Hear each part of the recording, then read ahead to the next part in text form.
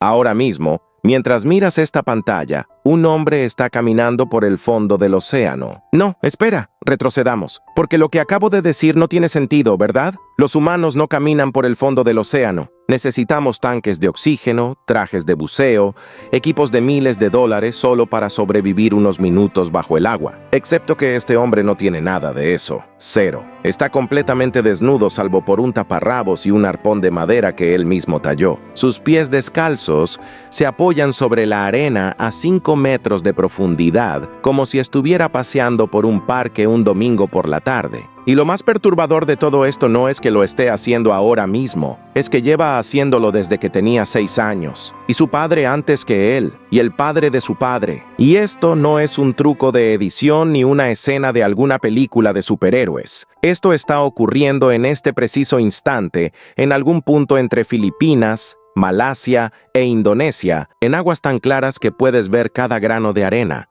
cada pez, cada rayo de luz solar quebrándose en el agua como cristales líquidos. El hombre se mueve con una lentitud hipnótica. No hay prisa, no hay pánico. Sus ojos están completamente abiertos bajo el agua, sin gafas, sin máscara, y funcionan perfectamente. Observa las rocas cubiertas de algas con la misma tranquilidad con la que tú examinas los estantes de un supermercado. Busca pulpos escondidos en las grietas. Su cerebro debería estar gritándole que suba, que respire, que va a morir, pero no lo hace, porque para este hombre, aguantar la respiración durante 8, 9, incluso 10 minutos no es extraordinario. No es un récord mundial que celebrar en televisión.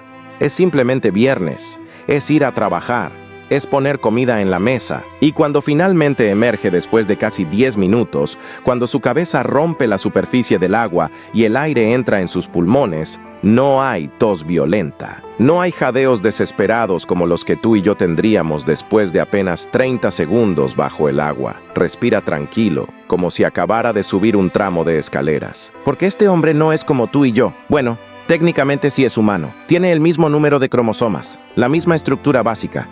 Pero algo en él es diferente, algo profundo, algo que está escrito en su ADN. Mientras tú y yo somos criaturas terrestres que ocasionalmente nos mojamos en la playa durante las vacaciones, este hombre pertenece a un pueblo que no vive junto al mar. Vive sobre él, son los Bahau. Y lo que están a punto de descubrir sobre ellos hará que te replantees todo lo que creías saber sobre los límites del cuerpo humano, porque lo que les pasó a los Bahau no debería ser posible. Según todo lo que sabíamos sobre evolución humana hasta hace apenas unos años, lo que están haciendo sus cuerpos es imposible, demasiado rápido, demasiado radical, pero está pasando, y la evidencia está ahí, escrita en cada célula de sus cuerpos. Imagina por un momento que nunca has pisado tierra firme, que tu casa no tiene cimientos de concreto sino pilotes de madera clavados en el lecho marino, que se balancea suavemente con cada ola, que cuando miras por la ventana no ves una calle con autos y árboles,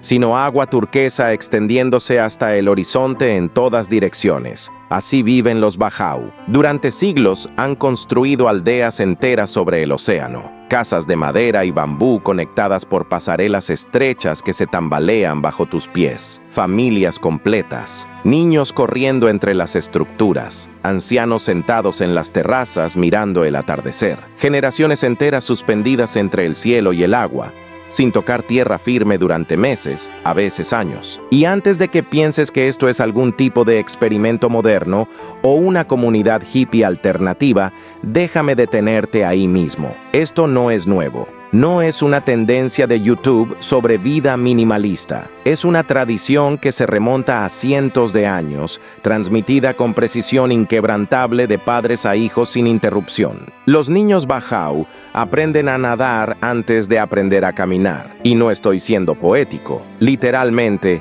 antes. Porque cuando tu mundo entero se mueve constantemente con las olas, caminar no es una habilidad tan esencial. El mar es su patio de recreo, su escuela, su lugar de trabajo. A los 4 años ya están buceando a 3 metros de profundidad. A los 7 están cazando peces con arpones. A los 10 ya son mejores buzos que cualquier instructor certificado en un resort turístico. Y aquí está lo crucial, lo que lo cambia todo, la razón por la que sus cuerpos terminaron transformándose de maneras que la ciencia pensó imposibles. Si no puedes bucear, no comes. No es opcional, no es un hobby, no es algo que haces los fines de semana para mantenerte en forma. Es supervivencia pura y brutal. Si no aguantas la respiración bajo el agua, tu familia pasa hambre. Si no puedes descender a 15 o 20 metros, no traes nada a casa. Y durante generaciones, durante siglos, el océano impuso una presión constante y despiadada. No había margen para la debilidad física. No había tecnología que compensara una biología insuficiente. Bajo el agua no hay trampas, no hay atajos. Es tu cuerpo contra la física, tu capacidad pulmonar contra la falta de oxígeno, tu sistema circulatorio contra la presión del agua.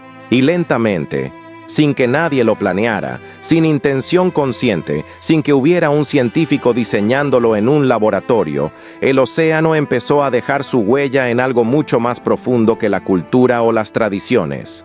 Empezó a moldear el ADN. Un día normal para un buceador bajau no tiene nada de dramático. No hay rituales elaborados como en las películas. No hay respiraciones profundas, exageradas, con música épica de fondo. Simplemente se despierta al amanecer, se estira un poco, tal vez come algo ligero, y se desliza desde su bote hacia el agua como quien sale a la calle a comprar pan. Desaparece bajo la superficie, y aquí es donde todo cambia. Porque a medida que desciende, su cuerpo entra en un estado que para ti y para mí sería completamente imposible de alcanzar sin años de entrenamiento extremo. A 5 metros de profundidad, ya empiezas a sentir la presión en los oídos. A 10 metros, esa presión es intensa, casi dolorosa. A 15 metros, la mayoría de las personas entrarían en pánico absoluto. Tu cerebro estaría inundado de señales de alarma. Cada instinto te estaría gritando que subas, pero él sigue descendiendo. 20 metros. Sus ojos están completamente abiertos, sin gafas, sin máscara, funcionando perfectamente. Los científicos quedaron estupefactos cuando descubrieron esto. Los bajau desarrollaron una capacidad extrema de acomodación visual. Sus ojos pueden cambiar la forma del cristalino bajo el agua de una manera que los nuestros simplemente no pueden. Pueden enfocar con una claridad submarina que para nosotros sería borrosa e imposible. Es como si tuvieran gafas biológicas integradas en sus globos oculares. Pero eso es solo el principio. Mientras desciende, su corazón hace algo verdaderamente extraordinario.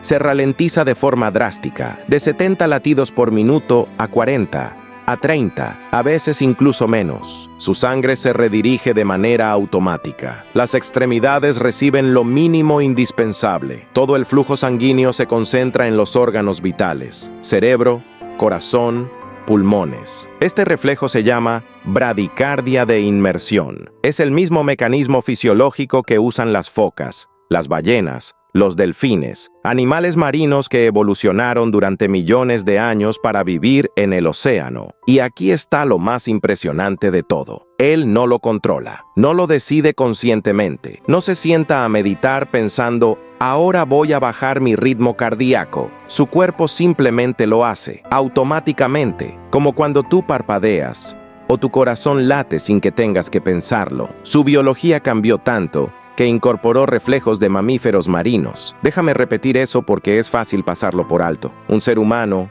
Homo sapiens, un primate terrestre, tiene reflejos fisiológicos de animales marinos. Eso no debería ser posible en la escala temporal de la evolución humana, pero ahí está, ocurriendo, real, medible. Encuentra un pulpo escondido en una grieta entre las rocas. Se mueve con una fluidez casi sobrenatural, sin desperdiciar ni una gota de energía. Un solo movimiento preciso condensado de años, décadas de práctica. El arpón entra limpio, el pulpo se retuerce, cambia de color en un último intento desesperado de defensa, pero ya terminó. El buceador lo sujeta y comienza el ascenso. Y aquí hay algo que cambia por completo tu perspectiva de todo esto. Él no siente alivio, no está agradecido de haber sobrevivido, no sale del agua pensando, qué suerte tuve, por poco me ahogo. Mientras sube lentamente hacia la superficie, liberando pequeñas burbujas de aire para equilibrar la presión, ya está pensando en la siguiente inmersión,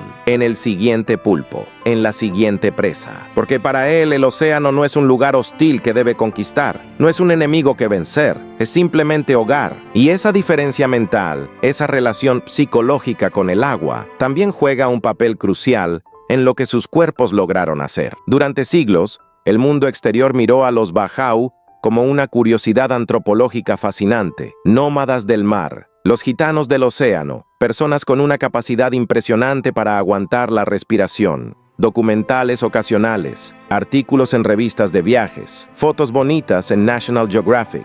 Todos asumían que su habilidad era producto del entrenamiento, de la práctica constante desde la infancia, de la adaptación cultural. Impresionante, sí, pero explicable. Nada que desafiara nuestra comprensión de la biología humana. Hasta que en 2015, una joven genetista llamada Melissa Hilardo escuchó hablar de ellos y algo no le cuadró. Ella estaba estudiando adaptaciones humanas a ambientes extremos, y cuando leyó sobre los Bajau, sobre sus inmersiones de 10 minutos a profundidades imposibles, su cerebro científico se encendió con alarmas, porque incluso con entrenamiento extremo desde la infancia, el cuerpo humano tiene límites fisiológicos duros, límites físicos que no puedes superar solo con práctica. Los buzos profesionales de apnea, los mejores del mundo, entrenan durante años para llegar a donde los Bajau llegan de niños. Y aún así, esos buzos profesionales están constantemente al borde del colapso. Cada inmersión es un riesgo calculado, pero los Bajau lo hacían con una facilidad desconcertante, como si no fuera gran cosa. Entonces Melissa Hilardo hizo algo que nadie había hecho antes. Viajó a Indonesia, convivió con los Bajau durante meses. Aprendió su idioma, comió con ellos, navegó en sus botes, ganó su confianza y les pidió permiso para tomar muestras de sangre, escanear sus cuerpos con ultrasonido y secuenciar su ADN. Lo que encontró obligó a reescribir parte de lo que creíamos saber sobre la velocidad de la evolución humana. Los resultados fueron tan impactantes que cuando publicó su estudio en la revista Cell en 2018, la comunidad científica internacional se quedó completamente atónita, porque los Bajau no son solo humanos bien entrenados, no son solo personas con buena técnica de respiración, son humanos genéticamente adaptados, sus cuerpos son biológicamente diferentes, y esa diferencia está escrita en su ADN de maneras específicas y medibles. Primero, el vaso. Los Bajau tienen el vaso 50% más grande que el resto de los humanos, no un poco más grande, no estadísticamente significativo, pero dentro del rango normal, 50%. Imagina que tu hígado fuera mitad más grande de lo normal, o tu estómago. Es una diferencia anatómica masiva, y aquí está por qué importa. El vaso es una reserva de glóbulos rojos. Cuando te sumerges y el oxígeno comienza a escasear, el vaso se contrae como una esponja y libera glóbulos rojos extra directamente al torrente sanguíneo. Más glóbulos rojos significa más hemoglobina. Más hemoglobina significa más capacidad de transporte de oxígeno. Es, literalmente, un tanque de oxígeno biológico integrado en tu abdomen. Las focas tienen vasos enormes por la misma razón. Pero aquí está lo verdaderamente impactante, la parte que dejó a los científicos con la boca abierta. Los Bajau nacen así, todos, incluso los que nunca bucean, incluso los que se mudaron a ciudades y trabajan en oficinas, incluso los ancianos retirados que llevan décadas sin tocar el agua. El vaso agrandado no es resultado del entrenamiento. No crece porque buceen mucho. Está genéticamente codificado. Está en su ADN desde el momento de la concepción. Los estudios con ultrasonido mostraron que incluso los niños Bajau de 3 años que apenas están aprendiendo a nadar ya tienen vasos significativamente más grandes que otros niños de su edad. Segundo, encontraron mutaciones específicas en un gen llamado PDE10A. Este gen está relacionado con la regulación de las hormonas tiroideas. ¿Y qué tienen que ver las hormonas tiroideas con bucear? Todo. Las hormonas tiroideas influyen directamente en tu metabolismo basal, en cómo tu cuerpo maneja el oxígeno, en la tasa de crecimiento de órganos específicos, incluyendo el vaso. Los ratones de laboratorio con mutaciones similares en este gen desarrollan vasos más grandes. Las conexiones estaban ahí, perfectamente documentadas. Los Bajau tienen una variante específica de este gen que no se encuentra con la misma frecuencia en poblaciones vecinas. Y esa variante está directamente correlacionada con el tamaño del vaso y con la eficiencia del manejo de oxígeno bajo condiciones de hipoxia. Tercero, y esto es lo que realmente voló la mente de todos los investigadores, todo esto ocurrió en menos de 1000 años. Déjame poner eso en perspectiva. 1000 años es nada en términos evolutivos. es un parpadeo. Durante décadas, la teoría evolutiva predominante sostenía que adaptaciones humanas profundas, cambios reales en nuestra biología básica, requerían decenas de miles de años, a veces cientos de miles. Los tibetanos, adaptándose a la altitud del Himalaya, tomó entre 20 y 30 mil años. Los europeos desarrollando tolerancia a la lactosa tomó cerca de 10.000 años. Pero los Bajau demostraron que bajo la presión selectiva adecuada, cuando la supervivencia misma depende de una característica específica, el cuerpo humano puede cambiar muchísimo más rápido de lo que jamás imaginamos. Es evolución en tiempo real, es selección natural tan rápida que casi puedes verla ocurrir si miras con suficiente atención.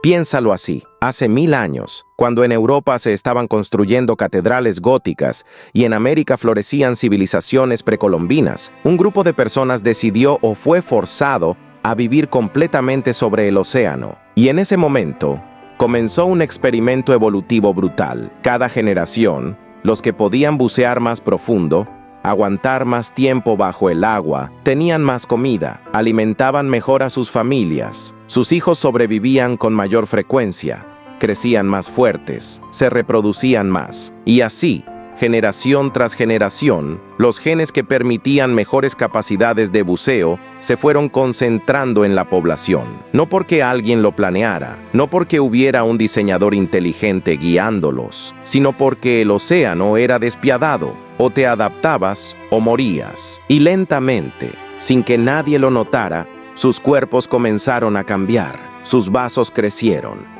Sus sistemas cardiovasculares se ajustaron. Sus ojos aprendieron a funcionar bajo el agua. Todo escrito silenciosamente en su código genético. Pero aquí está la parte que nadie te cuenta en los documentales bonitos. La parte incómoda. La parte que revela el costo real de esta adaptación. Porque la evolución nunca es gratis. Cada adaptación tiene un precio.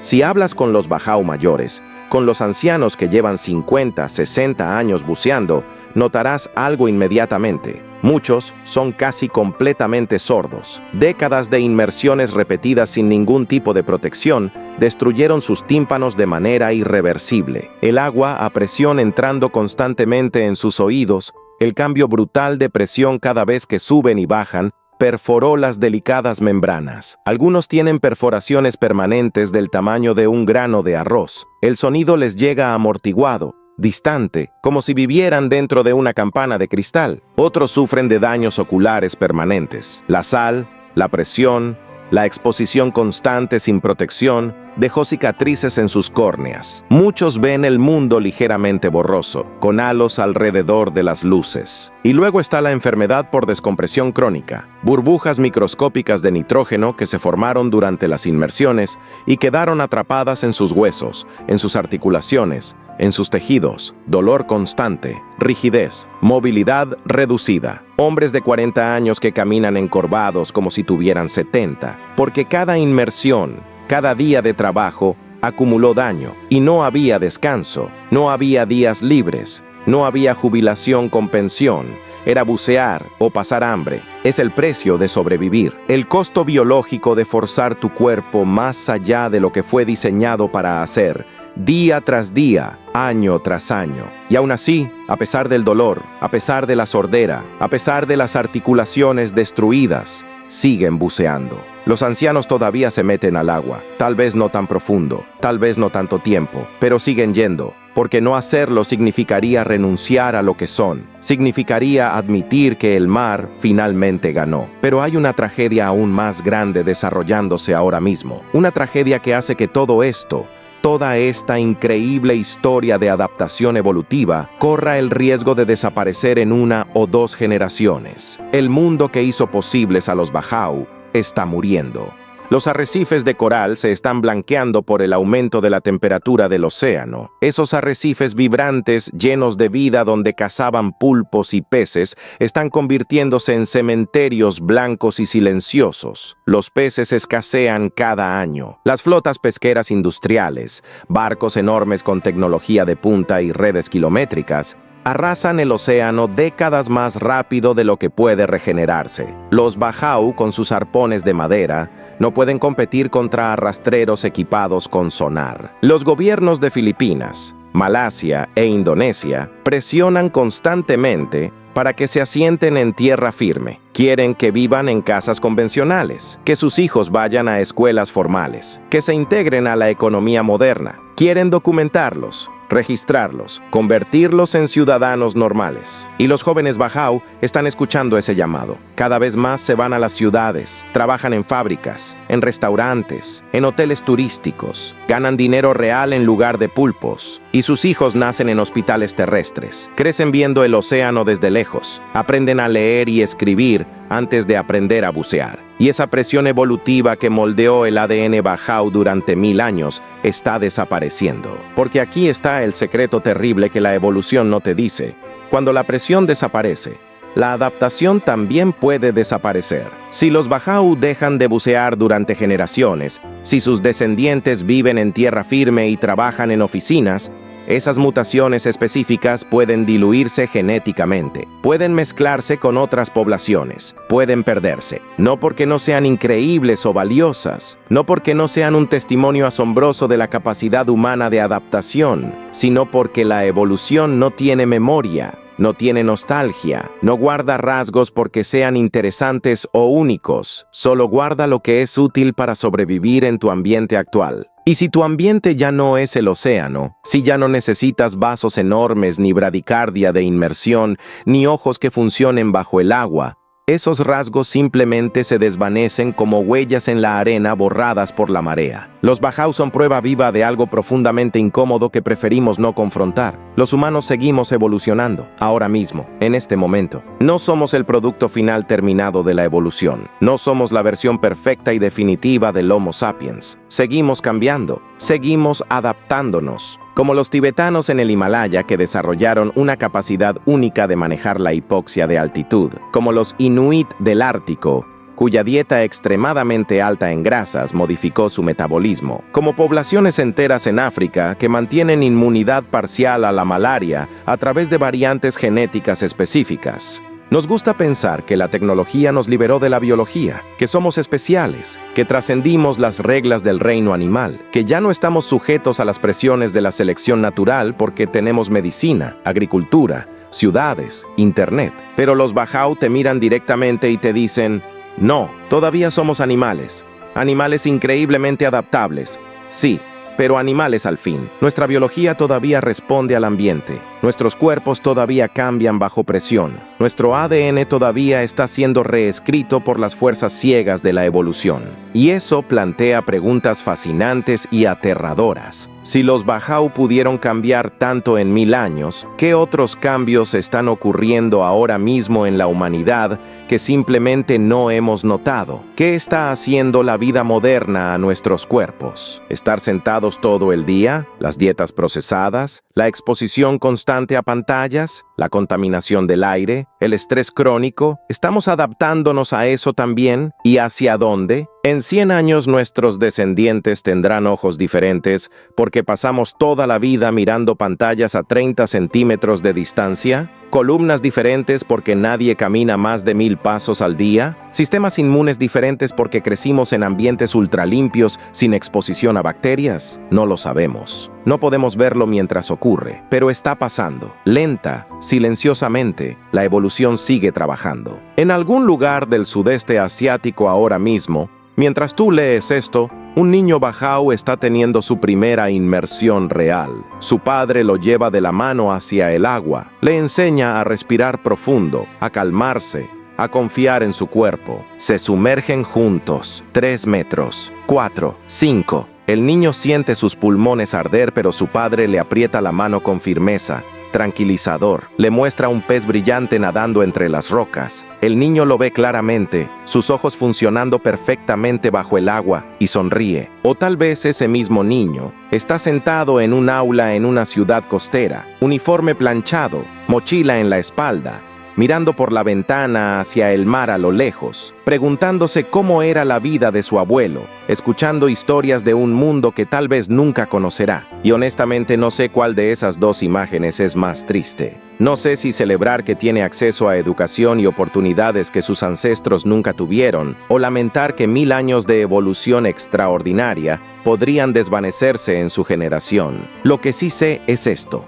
Los Baha'u nos obligan a repensar los límites humanos. Nos muestran que esos límites no están donde creíamos, que nuestros cuerpos son mucho más maleables, mucho más adaptables de lo que los libros de texto nos enseñaron. Que la evolución no es solo algo que pasó hace 100.000 años en las sabanas africanas, es algo que está pasando ahora, a ellos, a nosotros, a toda la especie. Y eso significa que el futuro de la humanidad está mucho más abierto de lo que pensábamos, más impredecible, más salvaje. Porque si los humanos pueden desarrollar vasos un 50% más grandes y reflejos de mamíferos marinos en apenas 1000 años de presión selectiva, ¿qué más es posible? ¿Qué otros cambios radicales podríamos ver en los próximos 1000 años? ¿En los próximos 100? Y cuando esos cambios lleguen, ¿los reconoceremos como evolución? ¿O simplemente pensaremos que las nuevas generaciones son raras, diferentes, extrañas? Los límites humanos no están donde creíamos. Los Baha'u lo demostraron. Y esta historia, esta increíble historia de adaptación evolutiva en tiempo real, no ha terminado. Todavía se está escribiendo, en cada inmersión, en cada niño que aprende a bucear o que elige no hacerlo, en cada mutación genética que se preserva o se diluye. La evolución humana continúa, y nosotros somos testigos de ella. Ahora la pregunta es, ¿estamos prestando atención?